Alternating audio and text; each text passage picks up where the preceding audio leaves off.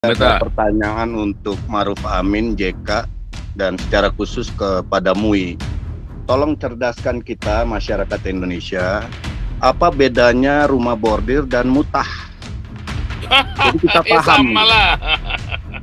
Ya, supaya kita paham, jadi kita tidak terjebak. Oh, ini rumah bordir dilarang karena ilegal. Bung Beta, bahasa Jawanya Tapi itu sami mawon. mutah boleh. Jadi kita ngerti apa kita harus ke rumah bordir atau kita mutah nih.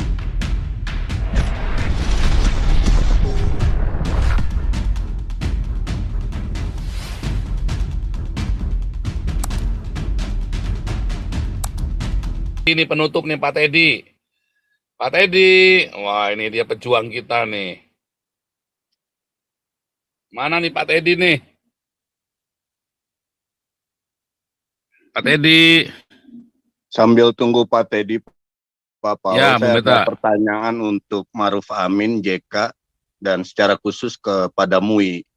Tolong cerdaskan kita, masyarakat Indonesia, apa bedanya rumah bordir dan mutah? Jadi kita paham. Sama lah. Ya, supaya kita paham, jadi kita tidak terjebak. Oh, ini rumah bordir dilarang karena ilegal. Bung Beta, bahasa Jawanya Tapi itu sami mawon. mutah boleh. Jadi kita ngerti apa kita harus ke rumah bordir atau kita mutah nih.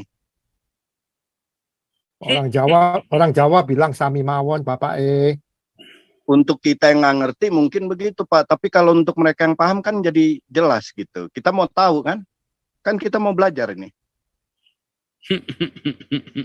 Mau belajar bordir apa belajar muntah? Ya paling tidak yang kita lakukan either one, jangan dosa gitu kan. Kalau nggak ketahuan ya nggak dosa lah Pak Beta. Iya. Loh, yang penting sih ada dulu, pasti nggak dosa. Iya kan dari kacamata mereka, kita kan bukan mereka, artinya kita perlu tahu kan. Ya, kalau Biar kita paham. ngelihat bini tetangga aja udah dosa, gimana Bung Beta? Itu kan bini kacamata kita, Pak. Tapi kacamata mereka kan yang kita mau tahu, kan kita mau belajar. Pemahaman mereka seperti apa. Enggak, mesti sholat dulu baru ke sono. Itu halal. Sholat dulu deh, sholat. Namanya juga pengetahuan kan ya, nggak salah dong. Yusuf Kala menerangkan secara terbuka, Maruf Amin apalagi Kiai Haji. Jadi kita paham. Itu ada usul Buli Solusi untuk membacakan surat terbuka Pancasila Diaspora USA. Kalau diizinkan Pak Paul. Boleh mana, dia aja share screen. Share screen, waduh. Dibacain boleh, di share screen boleh. Saya nggak pakai laptop nih Pak, pakai telepon. Bacain aja ya. Ya, boleh bacain. Jadi tanggal 1 Juni 2023, kepada yang terhormat Bapak Jokowi Widodo, Presiden Republik Indonesia di tempat. Salam damai sejahtera. Kami masyarakat Indonesia yang tergabung di dalam organisasi Pancasila Diaspora USA menyampaikan surat ini sebagai kepedulian kami demi keadilan di dalam kerangka kesatuan dan keutuhan bangsa. Merujuk kepada konsep tata negara yang berdasarkan pada UUD 1945 dan Pancasila sebagai Konstitusi Negara Republik Indonesia. Kami menilai semenjak era reformasi, di mana haluan dasar negara dalam pelaksanaannya sudah banyak yang bergeser dan melanggar konstitusi UUD 1945 dan Pancasila.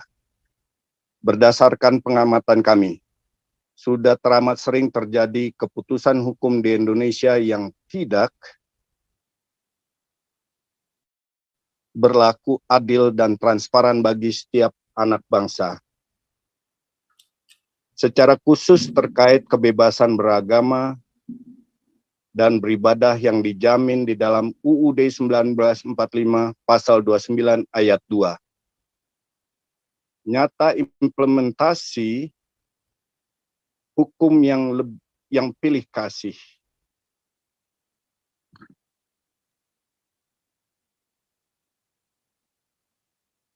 Penegakan hukum cenderung berpihak kepada kelompok umat yang merasa mayoritas secara populasi di Indonesia, dalam hal ini Islam, menjadikan umat-umat di luar Islam merasa sangat termarginalkan. Kami menilai sebagai salah satu akar persoalan yang berlarut-larut ini semakin kuat dan marak semenjak disahkan dan berlakunya SKB 2 Menteri tahun 2006. Kesulitan perizinan berdirinya rumah ibadah umat Kristiani dan umat-umat agama lainnya menjadi persoalan pertama.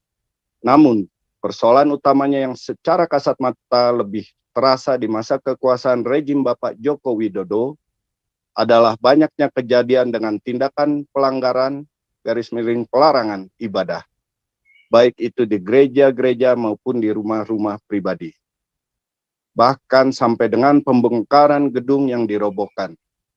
Itu semua atas kekuatan hukum yang berlaku dari aturan SKB 2 Menteri tersebut. Intimidasi secara sporadis yang selalu terjadi tanpa adanya perlindungan tegas dalam menegakkan hak keadilan oleh kepolisian sungguh sudah menjadi pemandangan yang sangat mengkhawatirkan. Sebagai berikut, sedikit catatan kami terkait pelarangan penutupan gereja /ibadah di mana perilaku negara cenderung bersikap pasif, bertindak adil bahkan berpihak di saat kami sedang menjadi korban. Di antaranya Gereja Huria Kristen Batak Protestan Philadelphia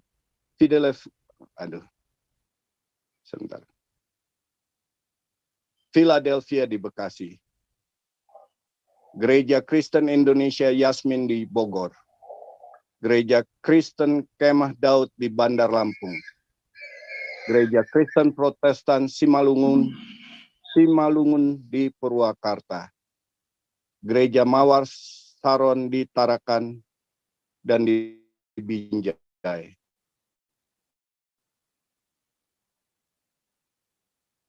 Bentar, Pak. Gereja Bethel Indonesia Gihon di Pekanbaru dan di Bandung.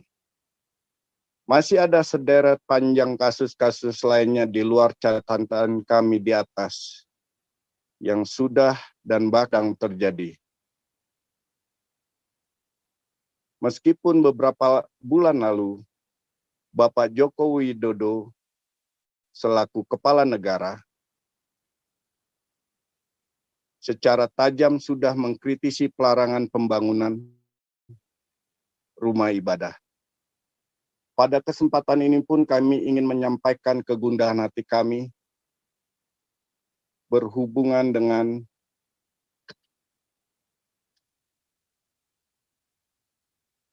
keputusan hukum di pengadilan yang jauh dari rasa keadilan terkait implementasi KUHP pasal 156. Sebagai contoh secara khusus menyangkut kasus saudara Muhammad Kece. Beliau dihukum 10 tahun hanya karena mengungkap isi kitab kuning saat merespon hinaan saudara Abdul Somad terhadap agama Kristen. Sementara meski sudah dilaporkan oleh beberapa pihak, namun hingga detik ini saudara Abdul Somad masih bebas berkeliaran tanpa ada pertanggungjawaban hukum sedikit pun. Ditambah perlakuan yang dialami oleh saudara Muhammad Kece yang sungguh sangat keji dan jauh dari peradaban. Dengan diberikan makan kotoran manusia oleh seorang terpidana korupsi yang berpangkat masih aktif sebagai Inspektur Jenderal Polisi bernama Napoleon Bonaparte. Maka dengan surat ini secara terbuka, kami memohon kepada Bapak Presiden sebagai pimpinan tertinggi Negara Kesatuan Republik Indonesia agar 1. Memperlakukan kembali UUD 1945 dan Pancasila sebagai dasar hukum negara untuk mengatur dengan seadil-adilnya bagi setiap anak bangsa tanpa melihat latar belakang suku, agama, ras, dan golongannya. 2.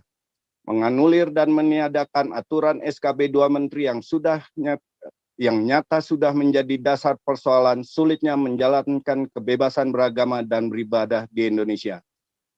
3. Memerintahkan Bapak Kapolri dan Bapak Kajagung untuk menangkap dan menindak hukum Saudara Abdul Somad dan Saudara Rizik Sihab dengan tuntutan hukum berdasarkan KUHP pasal 156 atas hinaan terhadap agama Kristen.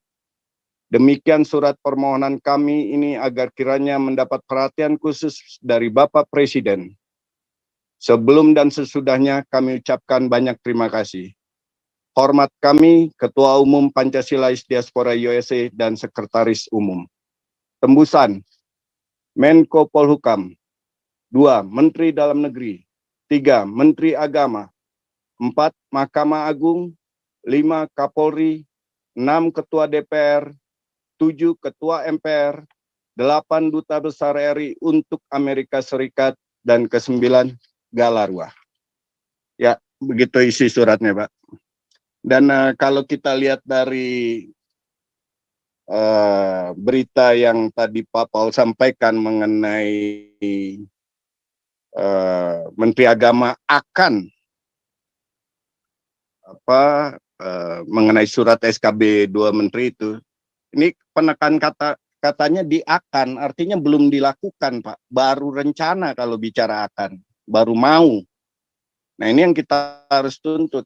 Selain itu juga penegakan hukum bagi mereka yang menutup-nutup gereja itu atau menghalang-halangi rumah ibadah dan ibadah umat Kristen. Tindakan Polri di sini di mana? Ya kan? Sementara SKB 2 Menteri itu kan keputusan Presiden yang bisa menghapuskannya Presiden dan Menteri terkait. Kenapa Jokowi sampai hari ini masih membiarkan? Yang buahnya adalah kegaduhan dari pihak yang merasa mayoritas, mengintimidasi, dan dirasakan berlaku tidak adil bagi umat Kristen.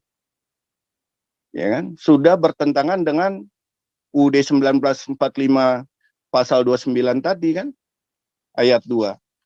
Jadi ini kesengajaan dari negara di mana Presiden sebagai pimpinan negara tertinggi di Indonesia ini seakan-akan menutup mata. Hal simpel tapi dipolitisasi hanya karena tekanan massa dari pihak mayoritas. Ada kegamangan di situ, yang mana ketidaktegasan sebagai Presiden Indonesia, dan kami bisa menilainya sebagai pengecut dan tidak konstitusional.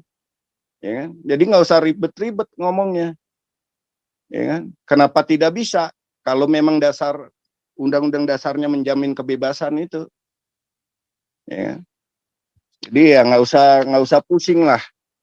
Kalau memang ini negara-negara yang punya aturan dasar hukum yang jelas. Tapi karena dipolitisasi hanya untuk kepentingan-kepentingan dengan hayalan katanya nanti akan gaduh, malah jadi gaduh kalau hukum itu tidak ditegakkan. Ya. Mungkin begitu Pak Paul. Pak Sandi Amar kata penutup, lalu kita tutup ya. Nggak tunggu Pak Maruf Amin dulu Pak, menerangkan masalah mutah dan itu rumah bordir. Maruf Amin, aduh, dadah. Iya loh, Pak Sandi Amar silakan tutup Pak. Baik, Mewakili Pak Maruf Amin. Mewakili. Pesan saya ke Pak Maruf Amin, ya, Bapak harus menulis sejarah Bapak sendiri, jangan sampai orang lain menulis sejarah Bapak. Pesan yang sama juga kami sampaikan kepada Saudara Yusuf Kalla. Terima kasih, Tuhan memberkati kita semua.